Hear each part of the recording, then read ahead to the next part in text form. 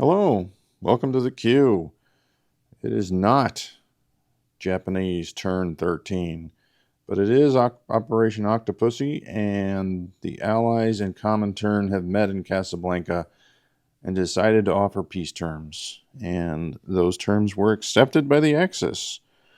That leaves, looking at the victory points at the time, with an Axis victory.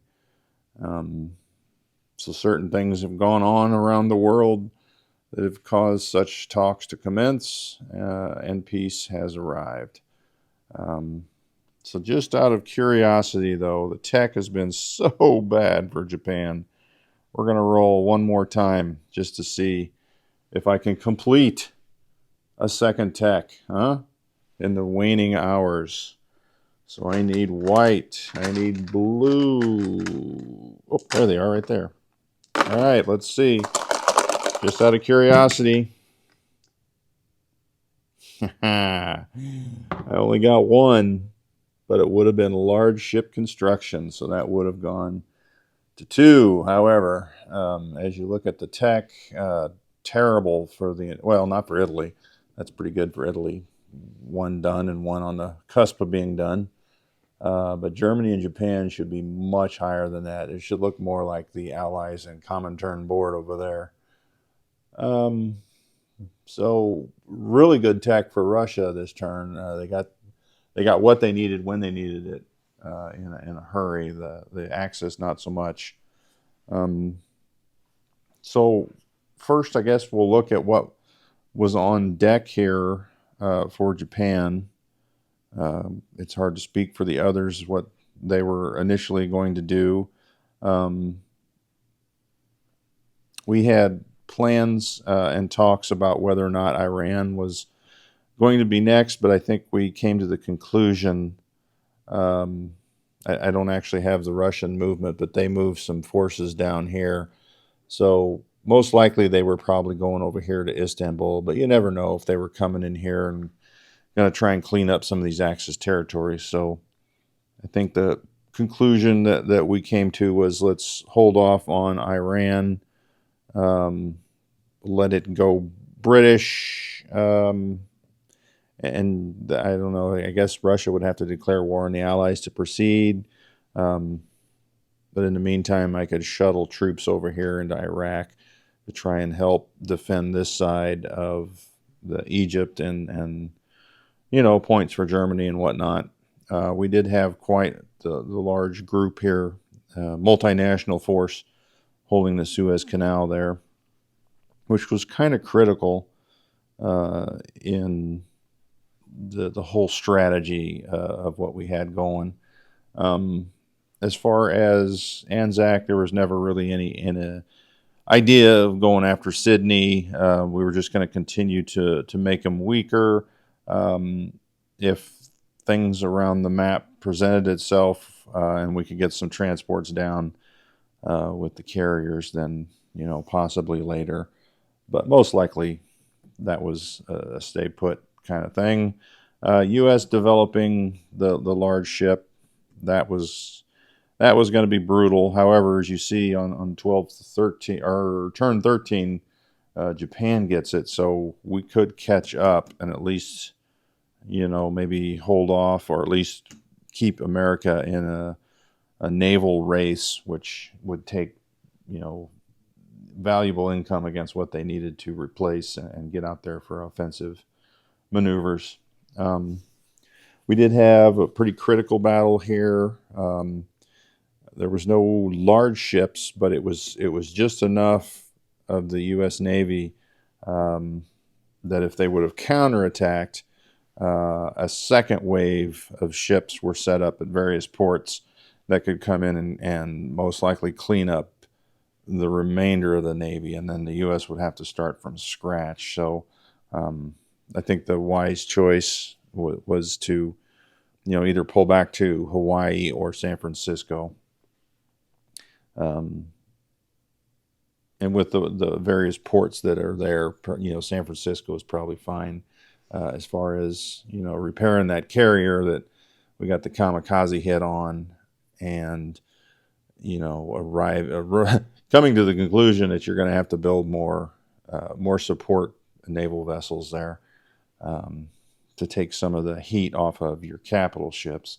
But like I said, I can't really relay to you what the Americans were going to do, because they could have just continued to build on capital ships and going after big blue fleet, or at least keep Japan away from the Kido Butai victory point. So that could have been that. Here in China, Japan had enough forces to keep the CCP and the KMT at bay. And by the point that the CCP has gotten to now, I think Japan has enough defenses to keep them at bay. The KMT did advance once, and I had enough forces in Shantung and Hunan with my carriers and aircraft in support that they backed off. Now, would I have gone, if he had stayed here in Quichao, would Japan have launched an all-out assault? I'm not sure, because at that point, then the CCP is obviously the big power in China. So we would have had to have come to an arrangement with the CCP for that attack to be made, in that they would follow up. Maybe Japan would weaken them and the CCP would attack them, and that way we're all losing casualties, and the balance of power stays pretty much the same. Outside of the KMT maybe being eliminated, but that it was too early for that kind of thought. I think the Russia-Japanese border up there, really through the early mid game, kind of looks like that, because neither side has the ability to really spend much income there, because Japan is dealing with everything out here in the Pacific and China, and this case in this game in the Indian Ocean, while Russia has to be focused on Germany. But as in most of the games we have, Germany, they really kind of just stall out and back out. There's a decent force here in eastern Poland. They could have, because I believe most of this force has gone into eastern Ukraine. They could have swung around into northern, north of the marsh here, which would have forced the majority of that force to come back, because there really is no defense in front of Moscow except for that big stack in Oral Kursk, which is now in eastern Ukraine. I didn't update the map because I didn't have time before we were going to work this morning, and then by the time I got home, the surrender had been, or peace negotiations had been completed. So pretty much looks a little different for the Russians over there right now. I want to say that the mastermind of this strategy was Global War Enthusiasts. We had a pick order for this game. I got to pick first, and he was picking second. And before we started doing our picks, he had come to me in a private chat and says, "Hey, I got this great idea. We'll attack the Commonwealth and France. Germany will attack on 7. Japan will attack them on 7. And Italy will attack them on 7. And I thought, man, that's crazy. That's way early. But he assured me that he could take the Suez Canal, which is key, I thought, because as Japan attacking here on 7, or even if Britain would have declared, or FEC would have declared war on Japan, I think I still would. I definitely would have attacked, but I probably wouldn't have went at Calcutta without that first strike. The attack would have been probably, Singapore, Hong Kong, and Burma, and try to do the surround and get to Calcutta in a couple turns. but because they didn't declare war, and we gave them an opportunity by running some ships by their coastal gun there in Malaya. So they knew it was coming. Um, but it could have been a bluff, too, at the same time, because they didn't know that we had this 777 plan enacted here. So we could have easily had everything positioned where if they didn't declare war, I could still just take the Dutch East Indies and just give the U.S. 2 income dice roll. But we decided to go ahead with the plan, did the surprise strike there in Calcutta, and having the Suez Canal blocked off would have been crucial for this attack, because Japan at that point gives the U.S. 5 dice rolls. They were close to entering the war. Japan could not fend off the U.S. Navy and the British Navy. So having the British Navy cut off here at the Suez Canal was kind of critical. So Germany did its part, which they always take Paris, turn 6 or 7 or so as an average. Probably actually more like 6, but Japan followed through with its turn 7 attacks, and then it comes the Italy turn. I get a message, I don't think I can attack. I think I have to wait. And it's like, oh my, what just happened there?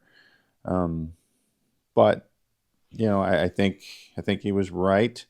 He did attack on turn 8 and was successful. So maybe on turn 7 he would not have been successful in taking Lower Egypt there. I don't know. So after that, then obviously we've got to stack Rome. U.S. and Britain came in heavy, which we kind of suspected that would be more of a case than going to Normandy. Just because Italy is the weaker vessel here. But as you see, there's quite the defense set up there for northern Italy and Rome. And then, of course, in the Suez there. And Italy couldn't defend everything, so they were starting to get picked off with all these lower territories. But that's kind of the trade-off. One thing that kept the British fleet busy for quite a while was the German subs were convoying like crazy. The German Vichy fleet that they've received made the German fleet huge, that they could actually challenge the British fleet and do some landings there in England there, probably not in London. But so Britain really had to focus on subs and protecting England, which kind of gave us the advantage in picking off all this lower stuff in Africa there. And so we went after the Dutch after that, and then come down and started to take off some Anzac income. Interestingly enough, the Guam battle here on turn 12 failed, which was kind of historical, because I think the first Japanese assault that came at Guam was actually driven off by the coastal artillery guns, with Japan taking some heavy losses. So they came in light, and then they had to come back in heavy. Now, I thought 2 Marines and a plane against 1 militia was good, but as the dice would have it, it wasn't. So Guam did not fall. I would suspect Guam will fall next turn, as I'll bring in all the planes, because at this point where Japan is, we're starting to set up for the defense, because as you know, in the long game, that's where the Allies really have the strength. So the object was to make Japan a little heavy, China a little heavy. We're going to beef up our victory point. We're going to keep Allied ships out of the Indian Ocean. That way we don't have to not really waste, but spend money here in Calcutta to try and defend that. And we can focus here in the Middle East. Africa was just really to take away points and that factory. so that Britain doesn't build up and eventually come up, take away this Italian point here in Ethiopia, or threaten to come up from the south into Egypt, along with British and U.S. forces coming from North Africa. So, in a nutshell, the game went pretty much to plan on some areas. We got lucky on convoying, even Japan taking away some money from the Commonwealth. Where we did not get lucky was on the tech. And sometimes you have, a player that has really rotten luck on tech, and another player has really good luck on a tech. But very rarely do you see an entire alliance have terrible luck. I mean, just to look at it one more time, when you compare the two tech boards, there's just nothing on the Axis board, really. I mean, that is just ridiculous. That's the last time I'll mention it, though. So we got a new game coming up. So at that point, hopefully the tech resets and we have some good techs. Maybe someone else can experience that bad tech. That would be nice. But like I said, I can't really define what the other players' strategies and tactics were.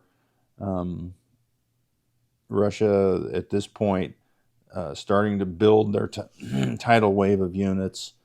The Allies had been, but losing two batches of U.S. ships, here in the Med and then over in the Pacific, it really has set them back, because now everything's going to have to come from the east and west coast, as opposed to already being in position. So, and the British income at this point is at 22, and not a lot of bonus income coming their way either. So it would be slow going for them. They do have quite a bit of their ships left. You know what? I'm trying to think if they've lost hardly any ships, maybe a couple destroyers. But they've kind of been spread out doing the convoy thing, protecting, England from assault, which, you have to. The German planes are starting to rebuild from their attacks south. That they did lose quite a few planes taking out the U.S. Navy. But anyway, that is kind of the game as it is. I think the U.S. ships being destroyed on both sides of the map kind of led to, it's going to be a long haul, and we're probably not going to get enough victory points away. I don't know, because now that, Italy has more time to build up before an assault can take place. I mean, because you're talking probably three or four turns of builds to come over to have enough. Well, now they're building, and Germany's funneling stuff in there. They don't need to put any more here in Egypt, as Japan's bringing over stuff. So Japan will take over that role. We'll try and hold off, like I said, the Russians here in the Middle East and up there in the north. Because I got to believe in 2 or 3 turns, when Russia's forces are large enough, the focus will come over here to try and get some more points. All right, so there we go. I've enjoyed playing this last, year and a half maybe, or maybe has it only been maybe a year? I don't know.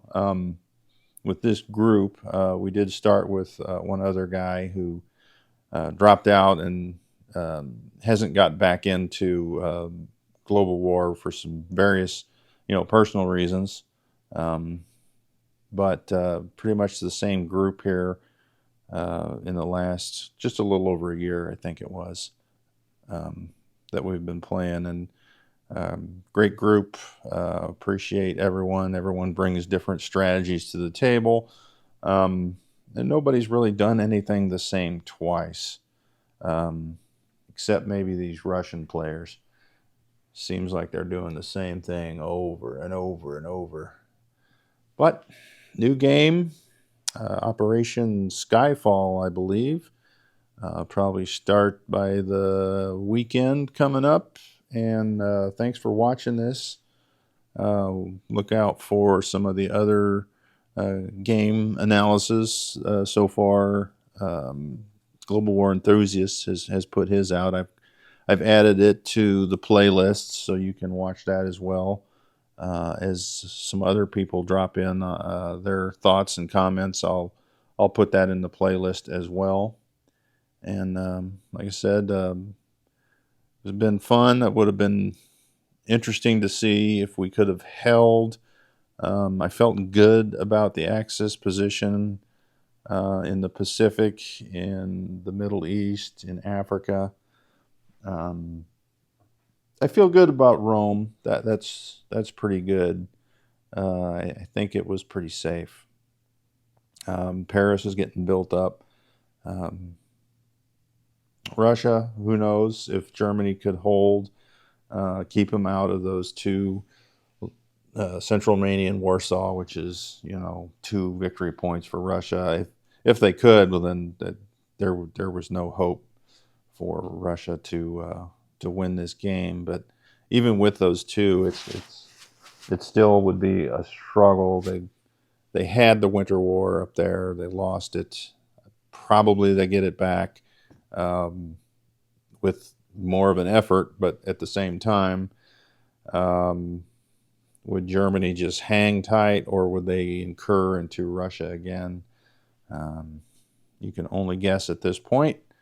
Let's wrap this up. And like I said, thanks for watching, and keep your eyes out for the next YouTube game here starting on the weekend, maybe. Operation Skyfall.